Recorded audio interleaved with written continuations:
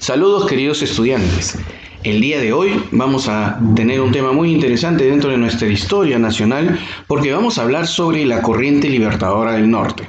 Recuerda que ya hemos conversado sobre el protectorado de San Martín y luego de que él nos abandona sucedieron diferentes tipos de hechos que generaron la llegada del libertador Simón Bolívar. Simón Bolívar va a tener una función muy importante en la zona norte de lo que sería América. Él va a lograr liberar su país, que es Venezuela, y va a liberar también a lo que sería Colombia y a Ecuador, para con estos tres espacios formar lo que sería la Gran Colombia. El objetivo de Bolívar era unificar toda América. Entonces él tenía como un interés hacer algo como en Estados Unidos, lo que sería los Estados Unidos de Sudamérica, o por lo menos juntarnos con Panamá y con más países para hacer que sea una sola nación americana. Eso eran primero sus intereses, en el cual él estaba tratando de, o por lo menos a través de alianzas, tener esta unificación. Como ustedes saben, San Martín logró reunirse con Simón Bolívar para tratar diferentes temas. Hay una gran diferencia entre San Martín y Simón Bolívar. San Martín netamente era un militar que asumió una responsabilidad en un momento importante, que fue el hecho de liberar a Chile con el objetivo de que con ellos liberara al Perú.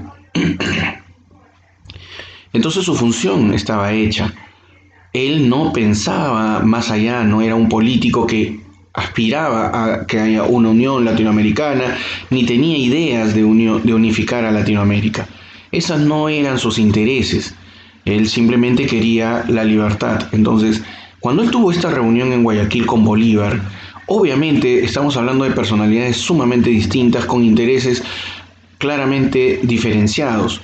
Simón Bolívar sí quería llegar y obviamente liberar al Perú, pero con los objetivos de que el Perú se anexara al territorio que él estaba liberando.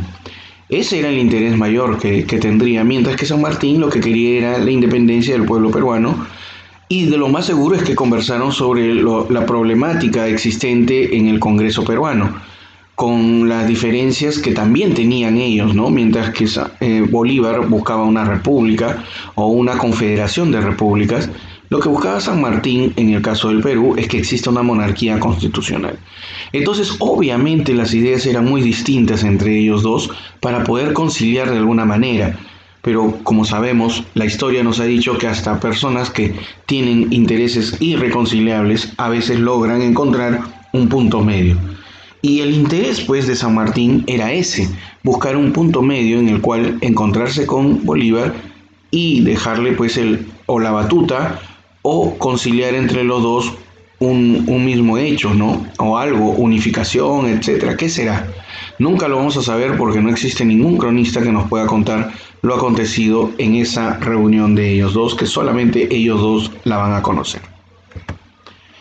Simón Bolívar fue llamado el libertador de América porque logró la independencia de Venezuela, Ecuador, Colombia, y la de Perú. Tenemos aquí una gran duda, porque si bien es cierto, él llegó con todo su ejército, quien termina de consolidar la independencia va a ser un lugarteniente de él, que es José de Sucre.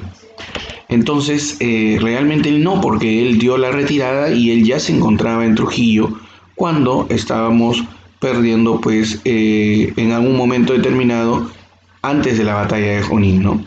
Pero sucede un gran cambio de planes y él no se entera de que triunfamos al final en Ayacucho hasta posteriormente, ¿no? Entonces, él no estuvo presente dentro de la liberación que se dio total del Perú en la batalla de Pampa de la Quinua en Ayacucho.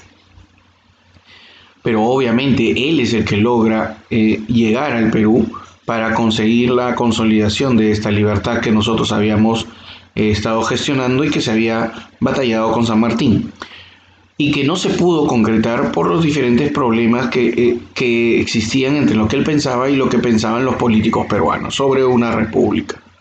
Bueno, él llegó liberando primero a Colombia con la batalla de Boyacá, Venezuela con la batalla de Carabobo y a Ecuador con la batalla de Pichincha. Bolívar llega al Perú en el bergantín Chimborazo y desembarcó en el Callao. el 1 de septiembre de 1823. Recuerden que para este momento quien estaba como presidente va a ser el marqués de Torre Tagle, y el cual va a ir a quedarse en lo que sería el Real Felipe, y que donde él al fin y al cabo, encerrado en ese lugar porque no podían ingresar, va a terminar muriendo. Y entonces a Bolívar se le declara pues dictador del Perú, gracias a que el Congreso de la República gestiona su llegada a Lima y se le da el cargo de jefe máximo. Quien estuvo de gestor o mayor colaborador con él fue José Faustino Sánchez Carrión. Y Ribagüero, por ejemplo, negocia con el virrey La Serna para expulsar a Bolívar. Entonces, Ribagüero antes ya había sido considerado como presidente de la República y ahora estaba negociando con La Serna para luchar contra Bolívar.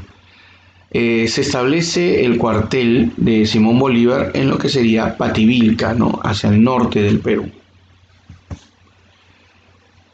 Bueno, un poco más que podríamos conocer de él es que se le va a denominar a él como la suprema autoridad militar, y el Congreso, bueno, destituye a Torre Tagle y lo nombra pues a él dictador.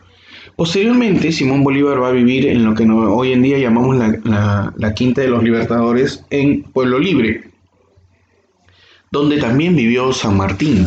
Por eso es que se le llama a este distrito de esa forma, Pueblo Libre, por la implicancia que tenía de personajes célebres que vivieron en ese mismo lugar. Pero Bolívar estuvo ahí y también pasó un gran tiempo aparte en este espacio en el cual se llamó de esa manera, ¿no? La Quinta de los Libertadores. Bueno, vamos a hablar entonces sobre lo que nos interesa en esta parte final. Va a llegar entonces él en el 1823, y ya para enero de 1824 se sublevan en el Alto Perú, lo que hoy en día sería Bolivia, Pedro Antonio Lañeta, el virrey que todavía estaba viviendo en el Perú. Envía a Valdés a enfrentarlo, a un general, y Olañeta va a morir en la batalla de Tumusla, porque todavía no nos habíamos liberado, ¿no? El virrey había tenido mucha fuerza y estaba apoyado por algunos peruanos que habían estado con San Martín, pero que ahora ya San Martín ya no se encontraba, pues, ¿no? Bueno, y se va a dar, obviamente, después de múltiples reuniones, la batalla en la Pampa de Junín, el 6 de agosto de 1824. Bueno, nosotros teníamos 1.000 soldados para el lado de los libertadores, y en el otro tenían 1.300 soldados, ¿no? Cada uno a cargo, uno de Simón Bolívar y otro de José Canterac. La batalla duró 45 minutos y fue como diríamos nosotros hoy en día, puño limpio, solamente con cuchillos, y se intervinieron ahí los llamados húsares de Junín, los cuales tenían sables, y más que disparar fue solamente a punzo cortante toda la batalla que tuvieron. Ahí ahí es donde José Andrés Errázuriz, que se encontraba en la retaguardia, cambia la orden de retirada por la de ataque. Y entonces Guillermo Miller, que era parte en ese momento de los que habían venido con San Martín a liberarnos, comunicó a Bolívar de la victoria. Guillermo Miller era estadounidense. Entonces, gracias a que José Andrés Errázuriz toma la decisión de, en vez de retirarse, de atacar, es que las cosas cambian totalmente y comienza a darse la retirada de los españoles. Los españoles van a ir por la sierra y van a ir llegando a ubicarse en camino a lo que sería retirada al Alto Perú, y obviamente los peruanos los van a ir siguiendo. Pero eso no significa que estamos correteando ni nada por el estilo, sino que va a haber una retirada hasta llegar a donde ellos se vayan a encontrar para realizar una batalla final. Y esta batalla se va a terminar dando el 9 de diciembre de 1824, donde José de Sucre va a enfrentar a José de la Serna, y ya vamos a tener mucho más cantidad de soldados, porque hemos ido juntando y ellos también. Entonces vamos a tener 5.700 80 soldados nuestros versus 9.310. Pero en ese caso el triunfo fue justamente de los peruanos. Esto es bastante interesante, ¿no? Porque la Serna también fue tomado prisionero y ahí se pidió que él tenga que rendirse, cosa que lo hizo, ¿no? Que se rindió y permitió que nosotros se declare lo que sería el acta final de rendición, donde ya daba por hecho que la independencia del Perú, ¿no? Porque era el mismo virrey el que estaba claudicando en ese momento. Una de las características más que iba a comentarles a ustedes es que mientras tanto en el Perú se estaba viendo lo que sería este congreso, primer congreso que nosotros tuvimos, que se instauró cuando estaba saliendo de viaje San Martín, antes de ir a encontrarse con Bolívar. Y este primer congreso se realizó por primera vez en lo que sería la iglesia que se encuentra dentro de lo que hoy en día es la casona de San Marcos. Y la cuestión es que les comentaba esto, ¿por qué? Porque mientras que yo hacía las investigaciones encontré varias fotos, como la foto superior, pues, ¿no? En la que mostraban, ahí decían el primer congreso peruano, y lo mostraban así, bien magnificente, muy grande, gigantesco. Y yo decía, yo he entrado al Congreso de la República y no es tan grande, más parece el Palacio Municipal. ¿Y dónde queda esto, no? Me quedé pensando. Y yo dije, pero si yo he entrado a lo que sería pues la iglesia de lo que sería la casona de San Marcos, y tengo una fotografía, pues, ¿no? Entonces vi la fotografía y la verdad es que las comparaciones son abismales, ¿no? Definitivamente no era tan grande, pero aquí se reunió el primer congreso de nuestra república, que estuvo compuesto por 79 personas, ¿sí? Entonces esto es interesante porque la foto de abajo sí es real y es la foto del congreso, primer congreso, el lugar donde se reunieron los primeros congresistas. Que si vemos la de arriba, bueno, simplemente ha tratado de mostrar una imagen mucho más grande de lo que es, ¿no? Bueno, aquí tenemos un poco más de detalles sobre las dos batallas que nosotros estábamos comentando.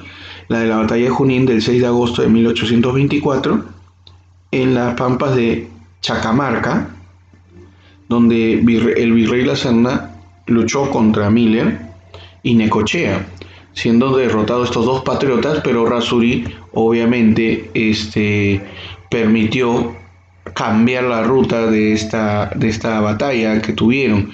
Él llegó, atacó por la retaguardia, generando la victoria peruana, ¿no? Y la huida y la desaparición hasta posteriormente encontrarse y batallarse en lo que sería pues en Ayacucho, ¿no? El 9 de diciembre de 1824, fecha que de verdad debería considerarse como la fecha en que se liberó al Perú. Y deberíamos celebrar más que el 28 de julio, el 9 de diciembre. Debería ser fiesta nacional porque va a ser el día en que se va a ganar en la Pampa de la Quinoa nuestra libertad real, donde el virrey va a claudicar del cargo y va a firmar obviamente la capitulación de Ayacucho.